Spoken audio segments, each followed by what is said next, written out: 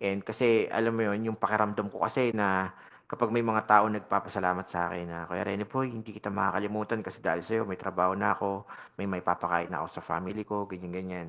'Yun yung something Mhm. na masarap pakinggan. Kaya bilang alam mo 'yun, yung journey na 'to, sobrang nabago talaga yung pananaw ko sa buhay. Na akala ko dati, eto na lang ako, ganyan na lang ako, 'di na ako talaga alam mo 'yun, wala ng break na darating. Pero 'yun, at ngayon kahit papaano, I know hindi naman gano'n pa tayo ka-successful in life, Mhm. pero I'm always trying to, alam mo 'yun, humble myself, palaging paa sa lupa, mata sa taas, gano'n.